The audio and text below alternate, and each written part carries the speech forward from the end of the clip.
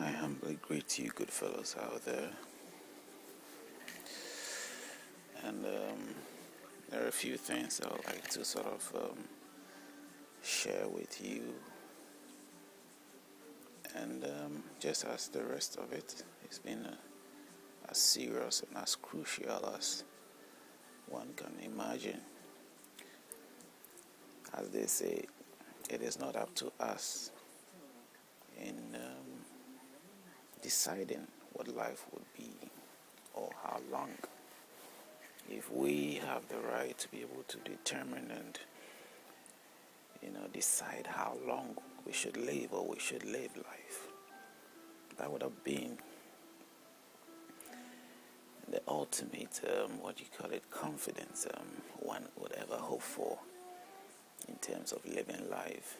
The assurance will be full and will be in every sense very satisfactory,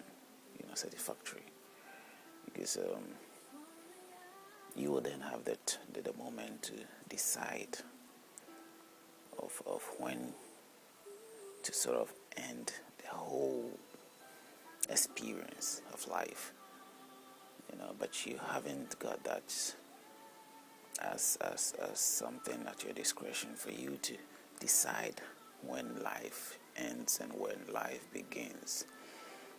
We come and we go. That's all we are bound to sort of experience or understand or know or accept. So opportunities like this that we do sort of share and communicate and use videos or tapes, recording stuff and all that, is a way of keeping things in the right in the right order and sustaining the memories of the other.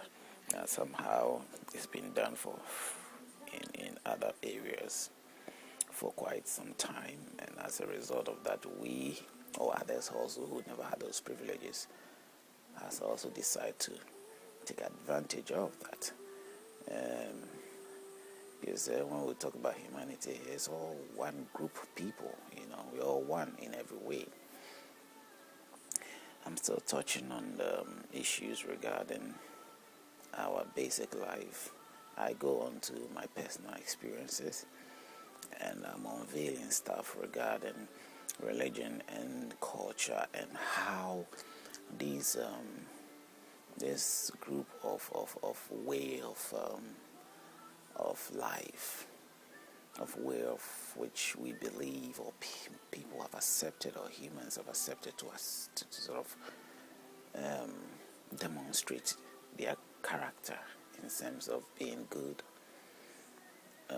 and morally acceptable. It's been something that I want to sort of touch on, to open up, to say, okay, those ways may be good, may be looking acceptable, but in my view, there are things that I personally feel very disturbed about, and I see the confusions within those areas. And I like to sort of share. That's what I keep making these videos for, and I just hope that your understanding will be very much in readiness to accept. We normally use the Red Letter Bible, and we sometimes we also do also point things in the Quran, which is an Islamic book.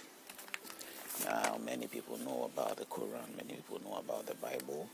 We use that as our everyday life. People take to sort of believe in these words as being the God, the words of the living God. That is a God who lives and is totally reliable to them, and seen as the God that is the source of life. And the contradictions that I have come to realize that it is not necessarily so is what I point out every day. Now, the strange thing is anybody who believe in these, these books and other books as well. It's not just these two books, it's just other books. which are all known as religion, people who believe in these things or these books as being ordained and authentic, coming from the true source, tend to live the opposite life of what the book instructs to be done. And those who tend to sort of demonstrate to be living the life also challenges the words through ways of interpretation or reinterpreting what is there. If I was to open the Bible and read to you a text like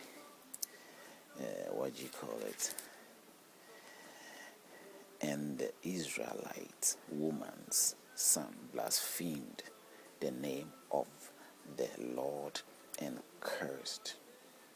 And so they brought him to Moses. His mother's name was Shalomite, the daughter of Debri of the tribe of Dan. Now these words here are so plain and direct. It is not a proverb. It's not a parable.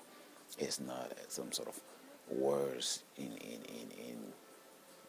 idiomatic expressions.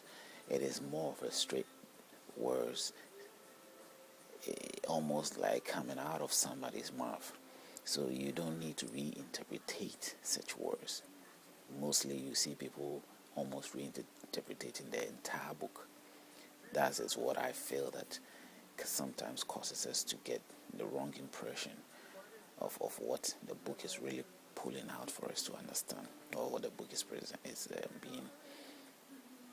revealing to us for us to understand. It is a straight text as I read here. And the Israelite woman's son blasphemed the name of the Lord. It is a straightforward, understandable statement. You don't need to interpret this again into any other. Whoever wrote it probably did not interpret it. He just wrote it from the text of the Hebrew text, what exactly is there.